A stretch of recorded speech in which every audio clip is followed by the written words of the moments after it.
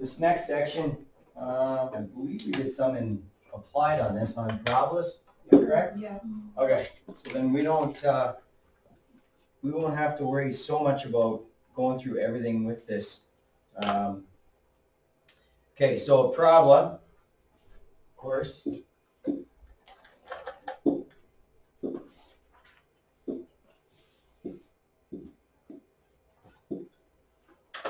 Actually, I'm going to draw that difference, right?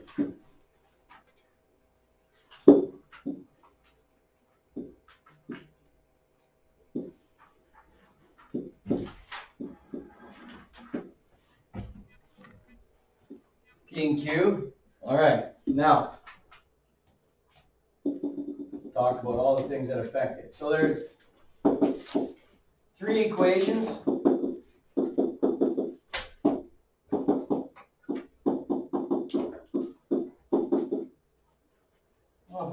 Did I use H and K or P and Q? H and K. H and K. Okay. We'll change that up.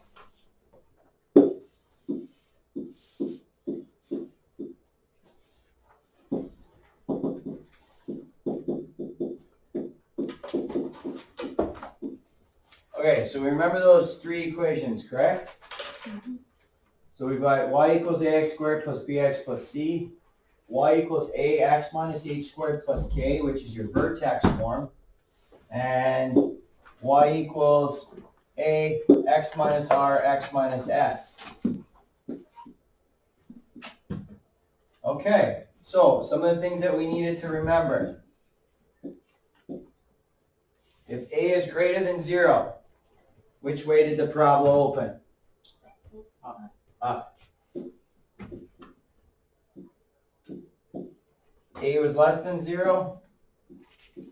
It was a reflection over the y-axis, over the x-axis, which means it opens down. So the first thing that we need to be concerned with is A. Okay? The axis of symmetry.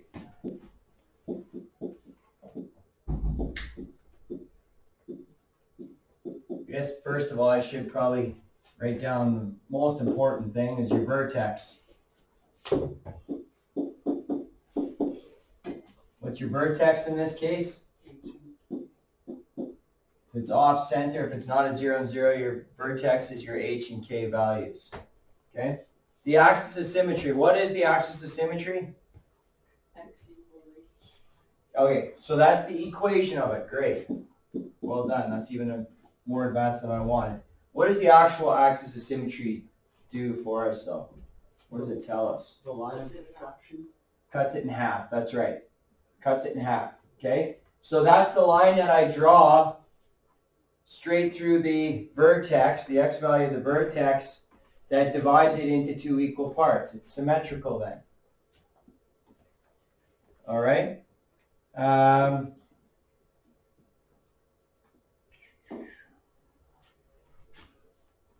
Okay.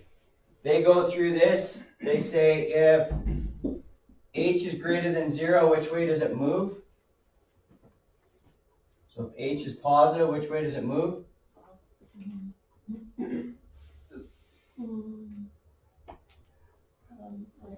Right.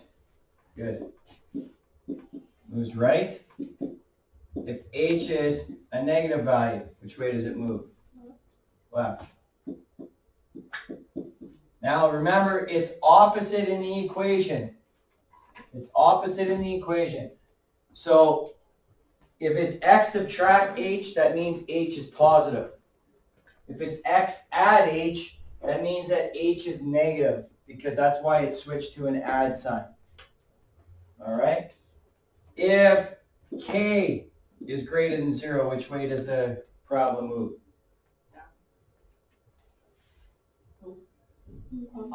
Up. And if k is less than 0, the whole thing shifts down. Okay? So that basically describes everything that's on that first page there. So let's go through and let's look at what's happening. Okay. So we'll follow through the example in the book and fill in the blanks in the book. All right, they give us an equation.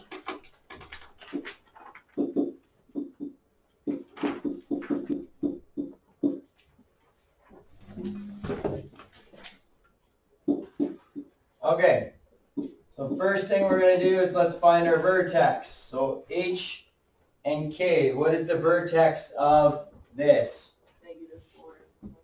-4. -4 plus 1. This is my H value. This is my K value. All right, because it's an add, it's a negative because I'm going X subtract -4. That's why it turns it to an add. That's why it's a positive. Okay, what's the next thing it asks you? Since A is less than 0, the graph opens down. The equation of the axis of symmetry is X equals -4. That's right. Okay, that's important. When they're asking for the equation of the axis of symmetry, it's X equals something, which is always the H value of the vertex. The domain for this quadratic function is X is an element of all reals. That doesn't change for a problem. Your domain is always X such that X is an element of all reals. Okay? The range of this function.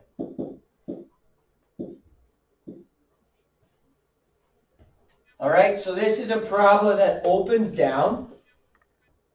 So is that one a maximum or minimum value? We haven't talked about that yet. Maximum. It's a maximum value. So then what is my range for this graph then? Y is less than or equal to 1. Very good. And then Y now it's- is less than or equal to 1, where Y is an element of all reals. Okay? All right, so I'm going to somewhat draw this sketch. So what is it, -4 and 1? Yeah. So 1, 2, 3, 4, and 1 right here. Okay, it opens down this way. That's what the graph is going to look like.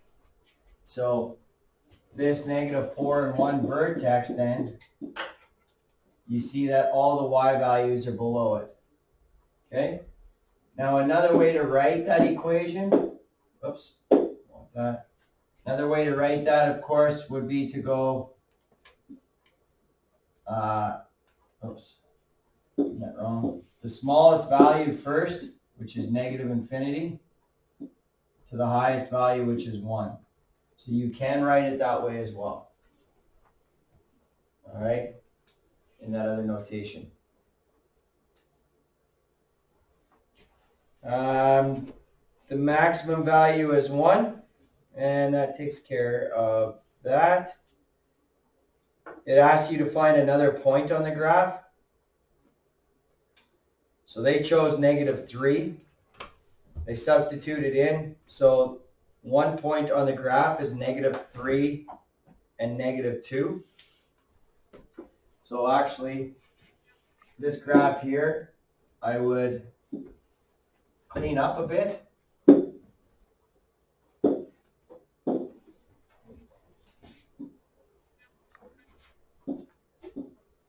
So I'm right here, -4 and 1.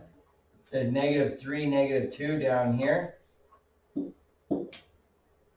is one of the coordinates. That means -4, -2 would be a coordinate as well. So that's what it would actually look like.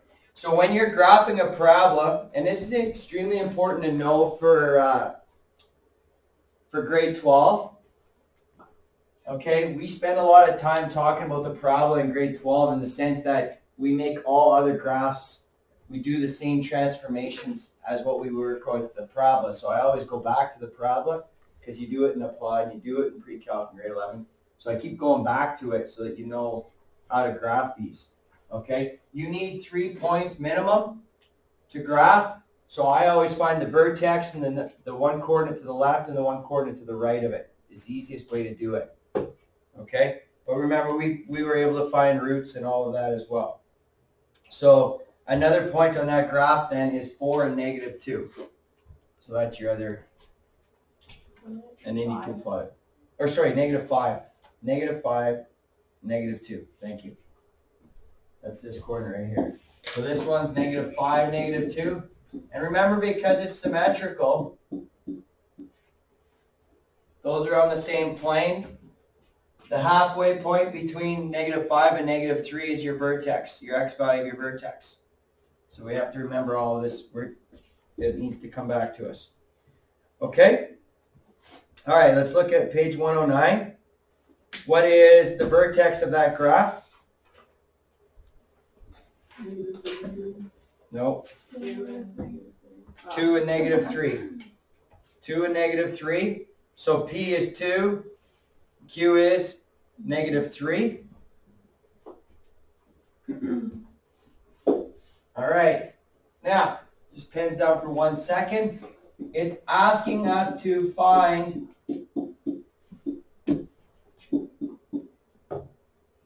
an equation now. So we are given the graph, we have to find the equation.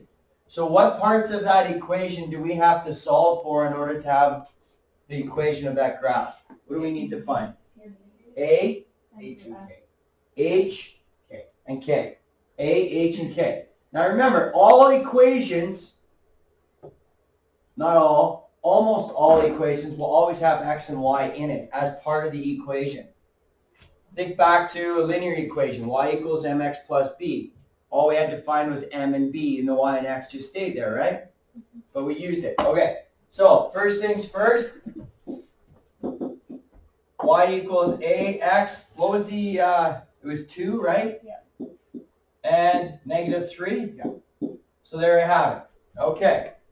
So now what I need to do is I need to solve for A.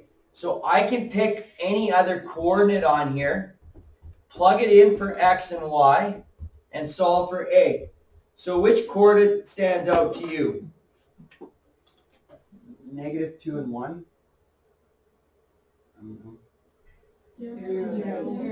0 what? Yeah. Negative 2. Right. I like to use my y-intercept as much as I can for this. Okay. So negative 2 equals A. 0 subtract 2 squared minus 3. Okay?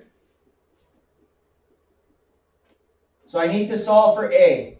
First thing I'm going to do, add 3 to this side and square this value. So I get that. Negative 2 squared is 4, right? I've added 3 to negative 2. It gives me 1. Now I'm going to divide by 4. My A value is 1/4. So the equation for that graph then is y equals 1/4 x minus 2 squared minus 3.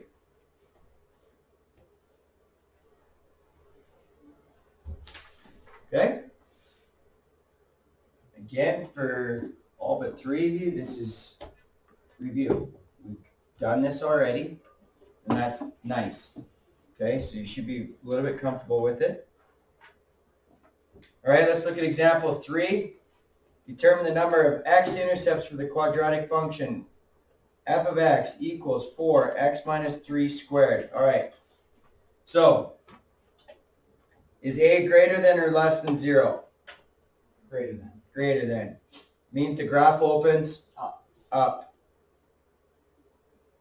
Is Q greater than or less than 0 or equal to?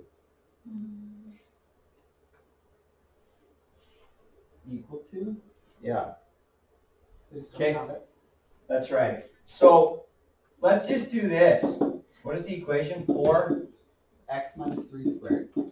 Okay. What's my vertex for this graph? Negative 3. No, positive 3 and 0. Positive 3 and 0. There's my vertex. Okay? So if I know that, then Q is equal to 0. The vertex is on the x-axis, right? So how many x-intercepts does this function have? One. 1. So let's talk about x-intercepts. How many are possible? 2. 2 are possible. 1. 1 is possible. And 0. And 0 is possible. Right? X-intercepts are where it touches or crosses the x-axis. That's my x-intercepts. So that's touching it. Example of the question right here, that equation. This is not touching it. That is crossing it. So those are your 3 possibilities. Okay? And again, this is all vertex form. There's a pile of questions on that. All right. Let's go to 3.2. I have a couple of you missing Monday, Tuesday, so I want to get through 3.2 right now. So for this unit, are we going to be using Desmos again, or are we just going to discussing it out? I can't answer that yet. I think Desmos probably. How do I want to do this? I need to look this up. You can't use Desmos in grade 12 pre-calc. Fine. So you can use graphing calculators. So it might be best that we use graphing calculators as opposed to Desmos because we can't use it in grade 12. Okay? So that's where I'm leaning to right now. But we'll see. Okay, so the standard form of an equation, y equals ax squared plus bx plus c. The graph of the quadratic function is a parabola that is symmetrical about the axis of symmetry, opens up or down, has a y-intercept of 0 and c. Use the graph of the quadratic function to determine the vertex, domain, range. Okay, I'm not going to go through all this because I want to answer the questions on page 121. And we can, by answering them, that will explain everything that we're doing right now. All right, so they give you a graph. It gives you the graph of f of x equals x squared plus 4x. Now remember, I can write a question as y equals x squared plus 4x, or I can put f of x. By putting f of x, all that does is just say, hey, it passes the vertical line test, it's a function. Okay? But it's the same as y equals. It's just math speak for it passes the vertical line test, it's a function. But remember, y equals or f of x equals is exactly the same thing. All right? Okay. So first thing we want to do, looking at the graph. This graph opens which way? Up. X coordinate of the vertex is -2. Y coordinate of the vertex is, what is it? -4. The minimum value of the function is? That's always your y value. So what was my vertex for this question? -2, -4, right? So the x tells you the axis of symmetry. The y tells you your max or min. Okay? So the minimum value of this function is -4. The equation of the axis of symmetry is x equals -2. The factored form of this function is x times x plus 4, so the x-intercepts are what? 0, -4. Right. Okay, so let's have a look at that. X-intercepts. What is the value of y along the x-axis? 0. 0. So to find the x-intercepts, I put 0 in here, and then I have to solve this. So what's always the first step when it comes to solving quadratics? What's the first thing I do? It's the first thing I always tell you to do when solving a quadratic. Put in like a coordinate. Oh, I don't know quadratic. Take out the greatest common factor. yes. When you are doing a quadratic equation and trying to solve it, the first thing you're looking for is a greatest common factor. All right? So the greatest common factor, there's only two terms here. So what is in both of those terms? X. X. So I factor in X out. Okay? So I have X times X plus 4. So if I go X times X plus 4 and it's equal to 0, that means then that either X equals 0 or X plus 4 has to equal 0, right? Right. Because the only time you can take two numbers and multiply them to get 0, one has to be a 0. Agreed? Who's with you guys today? Okay?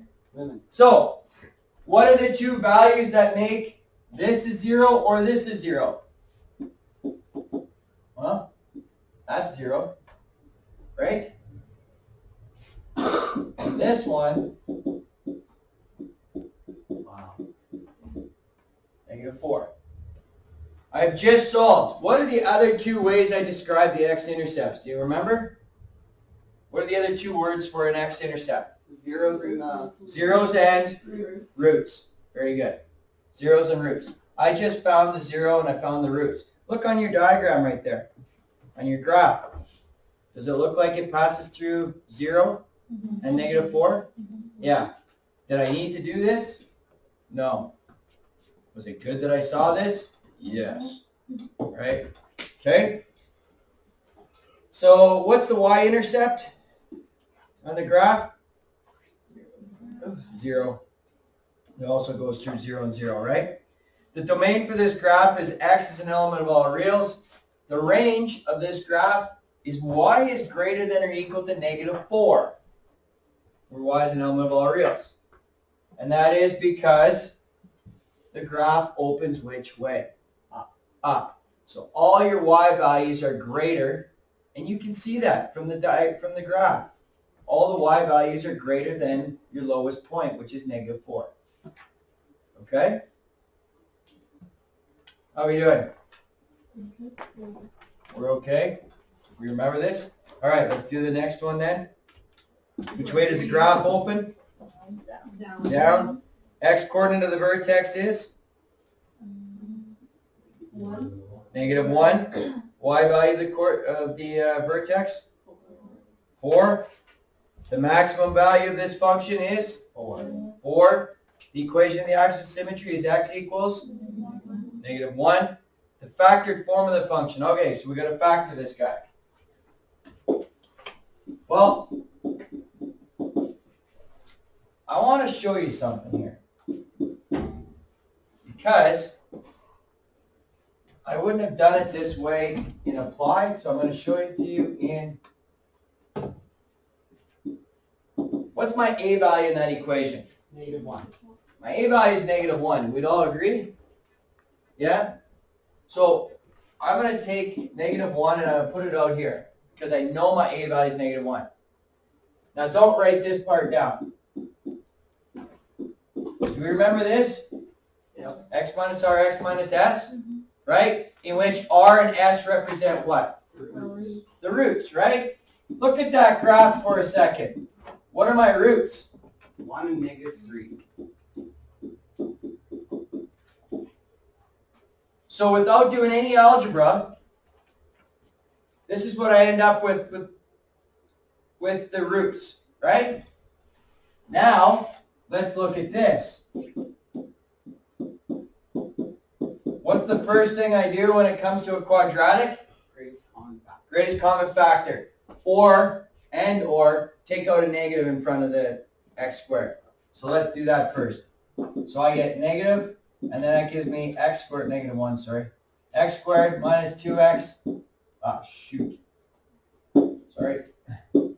Plus 2x, subtract 3 like that. Okay? Now, Negative 1. 2 sets of brackets. What are the factors of x squared?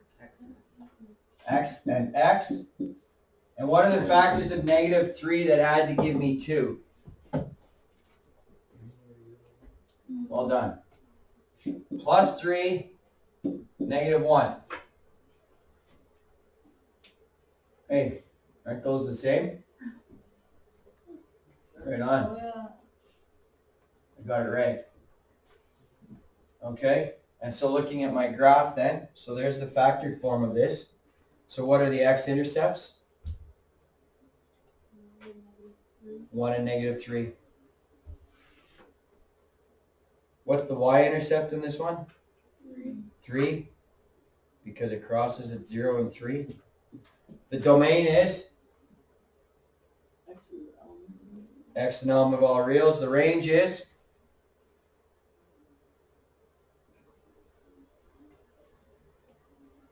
what's the range? Y is less than or equal to 4. Y is less than or equal to 4 because it opens down. So that second thing that you did up there, you wouldn't be able to do that without the graph, right? Right. That's right. We okay so far? Got one more thing I want to show you, and then we've got more than enough work to get us through till Wednesday next week. All right, now we did questions like this. A question like this, it was on your test, in fact, and in applied. We are going to approach this question a little differently than what we did in applied. So this will be somewhat new to you. A student council sells memberships for $6 per year and has 700 members. To increase revenue, they decide to increase the membership cost. The results of the survey indicates that 50 fewer students will buy a membership for every $1 increase in the membership cost. Write a quadratic function in standard form to model this situation. Okay. So the first thing that I'm going to do right now, and I suggest this on all the questions, is write out in words, what are we doing? So we are talking about finding the total amount of revenue for selling memberships. Okay? And how do I calculate the revenue? In words. Bless you. How do I calculate the revenue in words here? Sales, subtract cost. Subtract. That's good thing it's not business class. Just What are the two things that we know? Members. Number of members and Your price dollars. my price. So how do I find out how much I'm going to make? Price multiplied by number of members. Absolutely. I'm going to take the price of the membership and times it by the number of members. Okay? Now, just put your pencils down for 1 sec, because this is the part. I'm going to show you somewhat what I would have done. We didn't do enough of these probably in applied, but I'm going to show you how I'd approach this in applied, and then I'm going to show you how it's done in this class, and it's done a little bit easier in this class than it is in applied. So here's what I'm going to do. I'm going to let my x equal the price. Never mind. Oh, I just put P. Here's my price. Here's my number of members. Here's my revenue. So what do we start out at? How much is the price to start with? And $6. $6. And how many members are there? 700. 700. So how much revenue are we making right off the bat here? 4,200. Okay. And how much are we going to increase this by? So we're going to increase the price by $1. So that, but how many people am I going to lose if I increase it by $1? 50. So that means then I have 650 right here, right? So how much money am I going to make now if I increase it by $1? Not a lot. 4,550. 4,550. Okay, so let's take this again. Let's do this again. and I'm going to increase it by $1 again. So now I'm charging $8, but I've lost another 50 members, so I'm at 600. So how much money am I making? 4,800. Okay, so it doesn't seem to be really hurting it if I increase it, does it? It's going up, right? It keeps going up. Okay, let's try 9 now. 9 and 550. How much money do I make now? 4,950. Still going in the right direction, aren't we? Still making more money. Okay, let's try 10. 5,000. All right, let's try 11.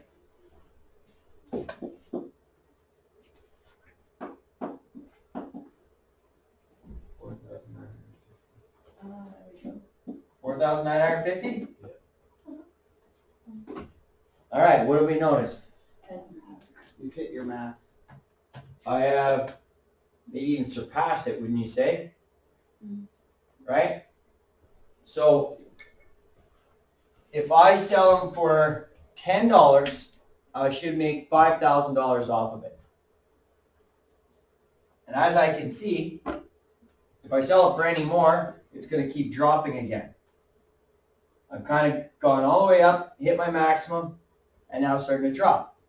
So what's happened here is this, is I have a graph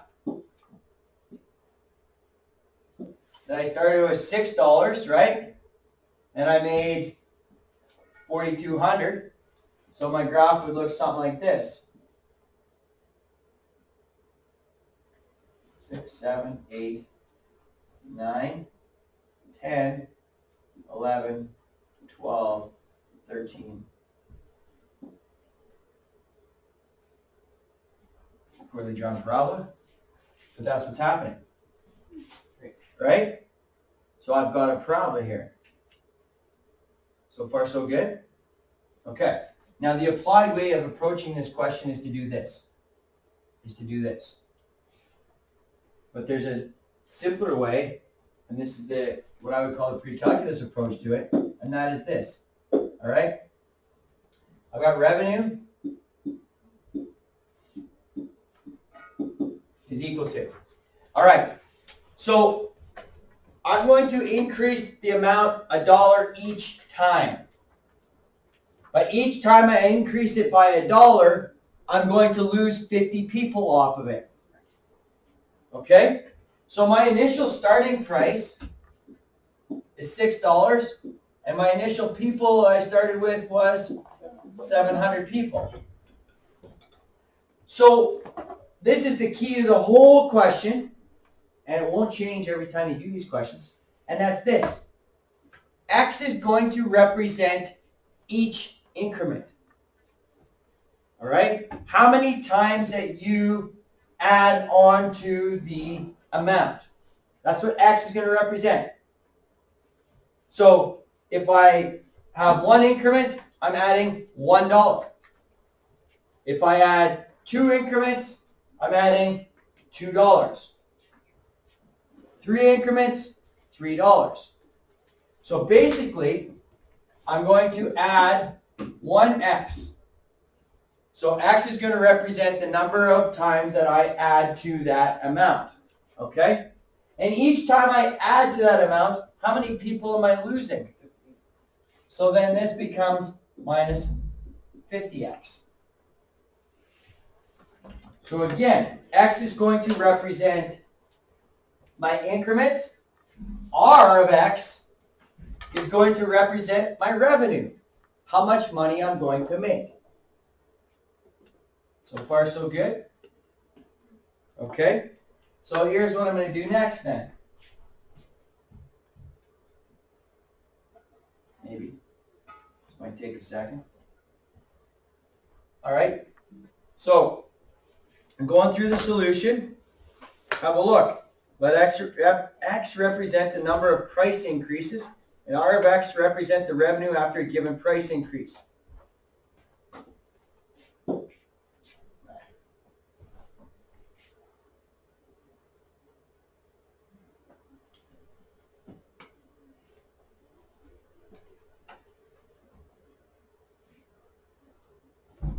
Okay, so line 2, first of all, right. Rats. I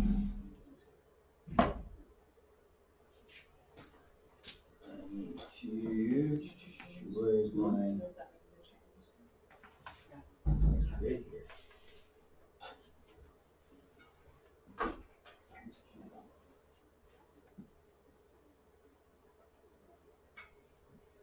There we go.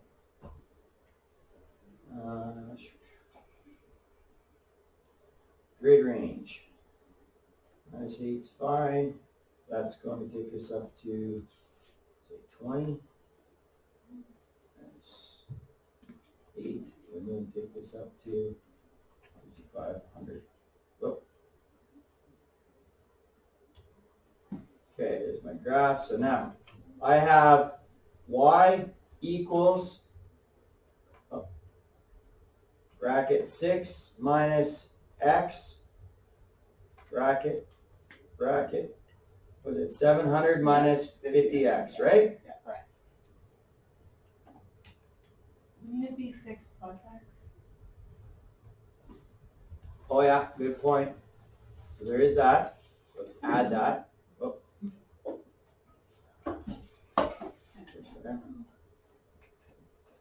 Okay. Oh, I see. I'll try. There we go. Okay, so we see what we've got right here. Okay? Now, looking at the vertex of this guy, right here,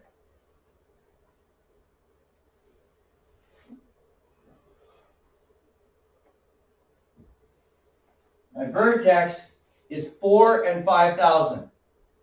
What does that represent? 4 increases. 4 increases of how much? 6. Of $1. Of $1, right? Added to 6 equals a profit of 5,000.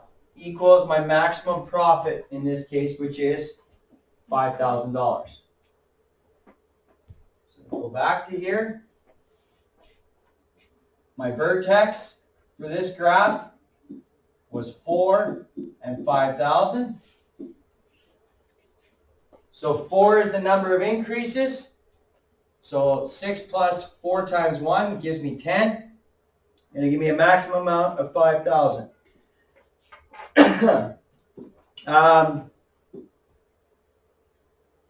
Just have a look. We'll follow through in your book. So write out and fill in the blanks.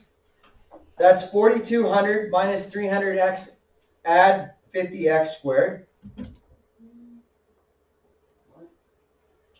A. In A. So 4,200 minus 300x, add 50x squared. You could rewrite it if you want. The vertex of this graph is located at 4 and 5,000. This means that a price increase of $4. $4 to a new price of $10. $10 will give a maximum revenue of 5,000. The x-intercept of this graph. The x-intercept of this graph is, look at the graph they give you. What's the x-intercept? 14. 14. Indicates that if the price is increased by $14. No, increased by $8. Oh, yeah, 'cause it's sort of- Started with 6, right? But isn't it an increase of $14 onto the 6 that you already found? Like the 4 is? Oh, 14. Okay, sorry. 14 and 0.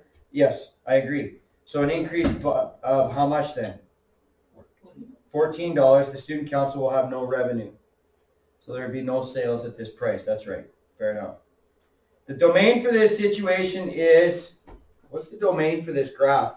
Now, just listen closely here, because we had a lot of discussion about this in Applied. The domain is for the information for this graph. Okay? So looking at that graph right now, what is the lowest x value you have on that graph? 0. 0. What's the highest x value you have on that graph? 14. So your domain is, what's your domain for that graph? X such that 0 is less than or equal to X, which is less than or equal to 14. Right. 0 to 14, right? Or 0 less than equal to x less than or equal to 14.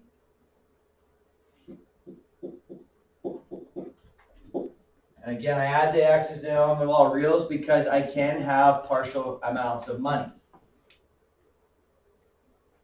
All right? Even though we're doing the increments by whole numbers, I can still have partial amounts of money. The range is what in this case? 0 is less than equal to y, less than equal to 5,000. Well done. So your range for this graph, 0 to 5,000.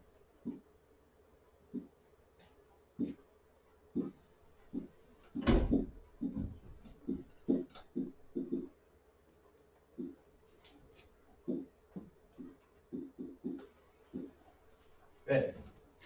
Okay. Excuse me. Thank you. Any questions about this? This making sense? We've done this. It's coming back a little bit. Just that factoring. Well, that'll be, Yeah. you'll get used to it because you're gonna get a pile of it. Okay. So what we're looking at then is 3-1 and 3-2 will need to be completed for Wednesday. Okay? 3-1, which means that 3-1 you should probably start at some point either today or on the weekend because there's a lot of questions there. And again, you don't have to do all of them, but there are a pile of questions.